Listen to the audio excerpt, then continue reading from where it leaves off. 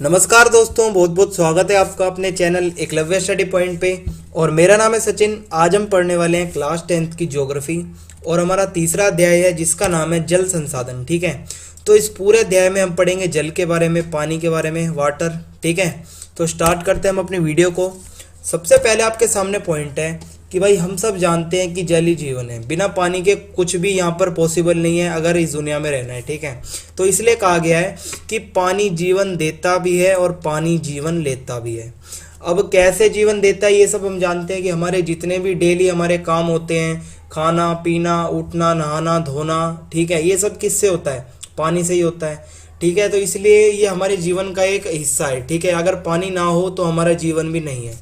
लेकिन ये हमारी ज़िंदगी ले कैसे सकता है, हमारी जान कैसे ले सकता है? आप सब जानते हैं अगर यही पानी बाढ़ का रूप ले ले, सुनामी का रूप ले ले, तो इससे क्या होगा? हम सब मारे जाएंगे।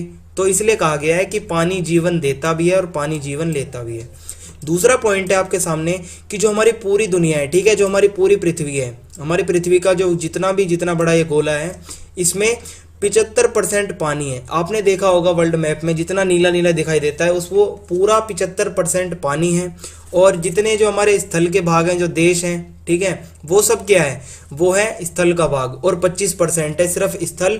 और 75% मतलब ज़्यादातर जो हमारी पृथ्वी नीली दिखाई देती है वो इसीलिए दिखाई देती है कि 75% पानी है और 25% ज़मीन है। लेकिन जो ये 75% पानी है, क्या हम इस पूरे को इस्तेमाल कर सकते हैं? नहीं, ये पूरा इस्तेमाल नहीं किया जा सकता क्योंकि ये 100% शुद्ध नहीं है। इसका मतलब ये है कि इंसान इस पानी को एज इट इज़ सीधा जाकर नहीं पी सकता। जैसे समुद्र का पानी होता है उसे हम सीधा जाकर नहीं पी सकते, ठीक है, क्योंकि वो नमकीन पानी होता है, नमक होता है उसमें। और जो इंसान जो पानी पीता है, जो पीने योग्य पानी होता है, वो ज़्यादातर हमें जो है अंडरग्राउंड से मिलता है। ठीक है, अंडरग्राउंड पानी हम बाहर निकालते हैं, तो पीने योग्य पानी जो है बहुत कम है। लेकिन पानी तो बहुत है हमारी पृथ्वी पे, लेकिन जो जिस पानी का हम यूज़ कर सकते हैं या जिस पानी को हम पी सकते हैं वो पानी बहुत कम है और इसी वजह से पानी की कमी है। अगली आपके सामने हेडिंग है कि जल दुर्लभता।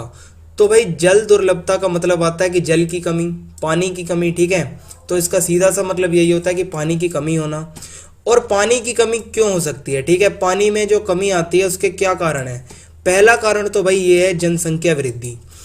आप सब जानते हैं कि अगर धड़ाधड़ हमारी जनसंख्या बढ़ती है, आने वाले टाइम में ऐसा कहा गया है कि पानी बिल्कुल नहीं बचेगा। क्यों? क्योंकि जनसंख्या जैसे दिन प्रतिदिन बढ़ती जा रही है, लोग बढ़ते जा रहे हैं, लोगों की ज़रूरतें भी बढ़ेंगी और पानी का इस्तेमाल भी बढ़ेगा। जितने ज़्यादा लोग होंगे उतना ज़्यादा पानी का यूज़ होगा। इसलिए जल में जो पानी में जो कमी आएगी उसका पहला कारण तो है जनसंख्या की वृद्धि। आप समझ गए होंगे। और दूसरा पॉइंट है कि उत्पादन में वृद्धि। अब इसका मतलब क्या है कि जल में जो कमी आती है पानी में, उसका दूसरा मुख्य कारण है कि उत्पादन में वृद्धि होना। जो किसान है वो क्या करता है कि ज़्यादा से ज़्यादा फसल उगाने के लिए ज़्यादा से ज़्यादा सिंचाई करता है और सिंचाई होती है हमारी पानी से। तो अगर उसे ज़्यादा फसलें चाहिए, ज़्यादा फायदा चाहिए, तो वो ज़्यादा सिंचाई करेगा और ज़्यादा सिंचाई होगी तो जल में कमी आ जाएगी क्योंकि ज़्यादा सिंचाई में ज़्यादा पानी लगेगा। तो आपको ये 2 पॉइंट समझ में आ गए होंगे। और तीसरा पॉइंट है कि जल में कमी का तीसरा पॉइंट है मौसम में भिन्नता। कि हमारा जो भारत है, पूरे भारत में एक जैसा मौसम तो रहता नहीं है। ठीक है, और हम सब जानते हैं कि भारत जो है उसको ज़्यादातर पानी बारिश से ही मिलता है और हमारी जितनी भी खेती है वो सब मानसून पर आधारित है। ठीक है, बारिश से। अगर बारिश ना हो तो हमारी आधे से ज़्यादा कृषि खराब हो जाए। तो यही कहा गया है कि इसमें कहीं तो बारिश ज़्यादा होती है भारत में और कहीं बारिश कम होती है। जैसे उदाहरण के लिए राजस्थान है, जो ये हमारा राजस्थान साइड है, ठीक है, वेस्ट साइड है, तो यहाँ पर तो बारिश बहुत कम होती है, बिल्कुल कम बारिश होती है। लेकिन जो मेघालय साइड है, हमारा नॉर्थ ईस्ट साइड है, यहाँ पर बारिश हद से ज़्यादा होती है। तो यहाँ के लोगों को तो पानी बहुत मिलता है और राजस्थान में सूखा पड़ा रहता है। ठीक है, लोगों को बहुत दूर दूर तक पानी लेने जाना पड़ता है पैदल चल के। तो इससे हम समझ सकते हैं कि हमारे भारत में कहीं पानी ज़्यादा है, कहीं पानी कम है, इसलिए पानी की कमी पाई जाती है और इसका कारण है मौसम में भिन्नता। ठीक है, अलग अलग मौसम। चौथा कारण क्या होता है पानी की कमी का? उद्योग, जिसे हम फैक्ट्री कहते हैं। आप सब जानते हैं जितनी बड़ी फैक्ट्री होगी उसमें उतना ज़्यादा पानी की ज़रूरत होगी और जितनी ज़्यादा से ज़्यादा फैक्ट्रियाँ फैलती चली जाएंगी तो पानी का भी यूज़ उतना ज़्यादा बढ़ता चला जाएगा। तो इसी का सीधा सा मतलब यही है कि ज़्यादा से ज़्यादा जब फैक्ट्री लगती है तो जल में कमी आने लगती है, और कमी आ भी रही है, क्योंकि मनुष्य अपने लाभ के लिए ज़्यादा से ज़्यादा फैक्ट्री लगाता है और पानी का शोषण करता है, जिससे पानी में कमी आई है। तो आप सब समझ गए होंगे कि पानी में कमी आने का क्या कारण है। अगली हेडिंग है आपके सामने कि जल की गुणवत्ता में कमी। अब इसका मतलब क्या होता है भाई? गुणवत्ता का मतलब होता है क्वालिटी, ठीक है। पानी अगर शुद्ध है तो वो अशुद्ध कैसे हो रहा है, ठीक है, प्रदूषित कैसे हो रहा है, गंदा कैसे हो रहा है, इसकी गुणवत्ता में कमी कैसे आ रही है। पहला पॉइंट है प्रदूषण, कि जब प्रदूषण होगा तो पानी अपने आप ही प्रदूषित हो जाएगा, ठीक है, गंदा हो जाएगा। लोग कूड़ा कचरा क्या करते हैं? पानी में फेंक देते हैं, ठीक है। फैक्ट्रियों का जितना कचरा होता है, केमिकल होते हैं, पानी में फेंक देते हैं। कई लोग धर्म के नाम पर क्या करते हैं? बहुत सारी ऐसी पूजा सामग्रियां होती हैं जो पानी में फेंक देते हैं। इससे क्या होता है? पानी का प्रदूषण होता है, जिससे पानी की क्वालिटी में कमी आती है, पानी की गुणवत्ता में कमी आती है। दूसरा पॉइंट है औद्योगिक कचरा। अब औद्योगिक कचरा मैंने आपको बता दिया कि जो फैक्ट्रियां लगती हैं बड़ी बड़ी, वहाँ से जितना कूड़ा कचरा निकलता है या जितना भी रसायन होता है, केमिकल्स होते हैं, वो सब बहा दिए जाते हैं पानी में, जिससे पानी की गुणवत्ता में कमी आती है। और तीसरा पॉइंट है कि जो हमारा वर्षा है, ठीक है, जो हमारी बारिश है, उसका जल, जब बारिश होती है हमारी पूरी धरती पर ज़्यादातर, बहुत अब तो इतना विकास हो चुका है कि जब जब बारिश होती है उसका पानी अंडरग्राउंड तक पहुंच ही नहीं पाता। क्यों? क्योंकि रोड है हमारे कंक्रीट के, और पानी कंक्रीट को पार करके अंडरग्राउंड में नहीं जा सकता। तो यही कारण है कि इसकी गुणवत्ता में कमी आती है, जब पानी अंदर तक नहीं पहुंच पाएगा। जैसे मैं आपको उदाहरण देता हूं, अगर आपका फर्श है, ठीक है, घर का फर्श है, उसके ऊपर अगर पानी गिरते हैं तो क्या वो अंदर चला जाएगा? नहीं जाएगा, वो वहीं पर रहेगा, या ज़्यादा से ज़्यादा सूख जाएगा या वहीं गंदा हो जाएगा। तो सीधा सा मतलब यही है कि हर जगह कंक्रीट के रोड हैं, जिस वजह से पानी आता है तो वो अंडरग्राउंड तक पूरा नहीं जा पाता और वहीं पर अटका रह जाता है और प्रदूषित होता है, जिससे उसकी क्वालिटी में कमी आती है। तो आप समझ गए होंगे कि ये क्या क्या मेन पॉइंट्स हैं पानी को लेके, और इसीलिए कहा जाता है कि जल का संरक्षण जरूरी है, क्योंकि पानी तो है हमारे पास, लेकिन पीने वाला पानी बहुत कम है, और जो पानी है वो नमकीन पानी है। 75% में से बहुत कम परसेंट में हमारे पास पीने के लिए पानी बचा है। इसलिए हमें पानी को वेस्ट नहीं करना चाहिए और पानी को बचाना चाहिए। आगे आपके सामने हेडिंग है, वो है बांध।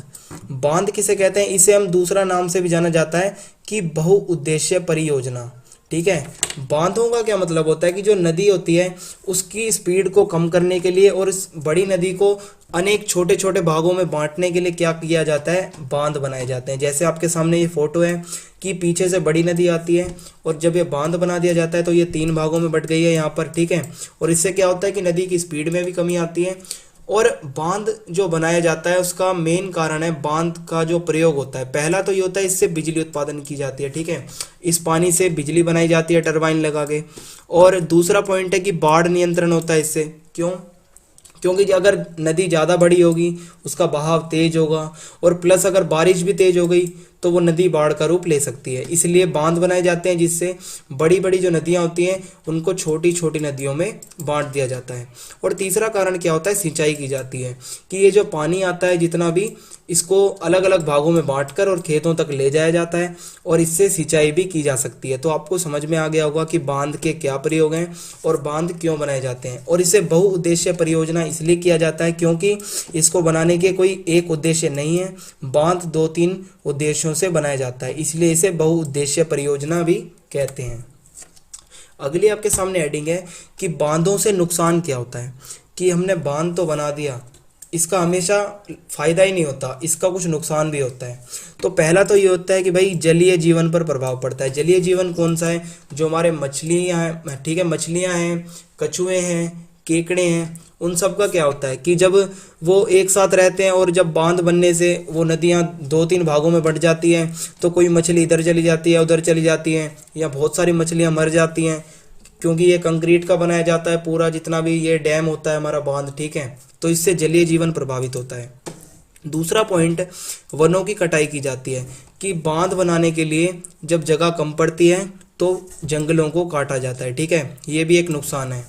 और आपके सामने एक उदाहरण है कि बांधों का विरोध, ठीक है, बांध बनाने के लिए जनता ने भी बहुत बार विरोध किया है कि बांध नहीं बनने चाहिए, जिसमें किसान भी शामिल होते हैं और बहुत सारी आम जनता भी शामिल होती है, और जो आसपास के आदिवासी होते हैं जो जंगलों में रहते हैं, जिन्हें उजाड़ दिया जाता है बांध के नाम पे, तो वो इसका विरोध करते हैं। और इस विरोध का उदाहरण है पहला तो नर्मदा बांध, कि जो नर्मदा पर बांध बन रहा था तो उसका भी विरोध किया गया, और टिहरी बांध, ठीक है, जो टिहरी बांध है उसका भी विरोध किया गया। तो यहाँ पर आपको समझ में आ गया होगा कि बांध बनाने के क्या नुकसान हैं। और सबसे बड़ा एक नुकसान तो ये है कि इससे आदिवासियों को बेघर होना पड़ता है, कि जंगलों की कटाई करते हैं बांध के लिए, और आदिवासियों का घर तो जंगल ही होता है, और उन्हें वहाँ से फिर हटा दिया जाता है। अगली आपके सामने हेडिंग है वर्षा जल संग्रहण। इसका मतलब होता है जो बारिश का पानी होता है उसको इकट्ठा करना, बारिश के पानी की सेविंग्स। आपके सामने फोटो है कि ये सेविंग कैसे होती है। ये हमारी छत है, ठीक है। पहली तो इसकी जो मेन जो विधि होती है वो होती है छत पर जो पानी आता है जितना भी बारिश का, उसको इकट्ठा करना। तो वो कैसे किया जाता है कि जब पानी छत पर आएगा तो एक पाइप लगा दिया जाता है, ठीक है, छत से जोड़ के। वो पानी पाइप के अंदर से होता हुआ और जाता है नीचे ज़मीन पर, एक टैंक बना दिया जाता है। तो जब वो पानी आता है तो वो अंदर चला जाता है सीधा टैंक में, जिससे वो पानी इकट्ठा हो जाता है और उसे आने वाले समय में इस्तेमाल किया जा सकता है, जिसे हम कहते हैं छत वर्षा जल संग्रह। तो आपको समझ में आ गया होगा इस डायग्राम से कि ये क्या होता है। और मैं आपको बता दूं कि ये सिर्फ अभी की टेक्नोलॉजी नहीं है, बहुत पुराने समय में, प्राचीन समय में जो राजा महाराजा होते थे वो भी पानी का संग्रह करते थे, पानी को बचाते थे। कैसे बचाते थे? तब उनके पास ये तो विधि नहीं थी, लेकिन वो क्या करते थे, गड्ढे बनवा देते थे, ठीक है। गड्ढे को ढकवा दिया करते थे जब पानी भर जाता था, या तालाब बनवा दिया करते थे, ठीक है। तो ये होता है हमारा वर्षा का जल संग्रह। और जो छत वाला वर्षा जल संग्रह होता है उसकी कुछ विशेषताएं ये हैं कि ये प्राचीन समय से प्रचलन में था, ठीक है, ये ज़्यादा नया नहीं है, बहुत ज़्यादा पुराना है। और दूसरा पॉइंट ये है कि छत पर बारिश के पानी को इकट्ठा किया जाता है इसमें, जैसा कि मैंने आपको बताया, और फिर एक पाइप द्वारा ज़मीन पर जो टैंक होता है उसमें पानी डाला जाता है। तो यहाँ से आपको समझ में आ गया होगा कि जो छत पर पानी इकट्ठा किया जाता है वो कैसे किया जाता है। आपके सामने अगला पॉइंट है कि ये पानी जो होता है जो हम यहाँ से इकट्ठा करते हैं, ठीक है, जो छत में पानी हमारा जितना भी बारिश से इकट्ठा होता है, इसका कहाँ प्रयोग किया जाता है कि जब गर्मी में सूखा पड़ता है, गर्मी के जो गर्म दिन होते हैं, जब पानी की कमी होती है, तब हम उस टैंक वाले पानी का यूज़ कर सकते हैं। इसीलिए ये बहुत ज़्यादा बेनिफिशियल है।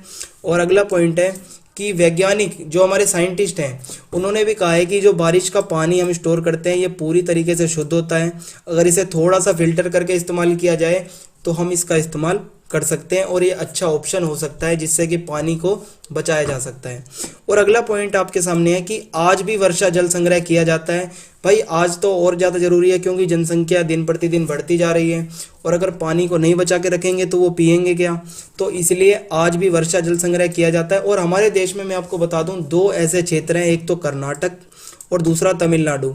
यहाँ तो भाई कंपलसरी है, अगर कोई घर बनाता है तो उसे इस डिज़ाइन का घर बनवाना चाहिए जिससे उसकी छत पर पानी इकट्ठा हो बारिश का, और वो बारिश का पानी फिर टैंक में जा सके, ठीक है। इसलिए ये पूरी विधि के अनुसार घर बनाए जाते हैं वहाँ पे।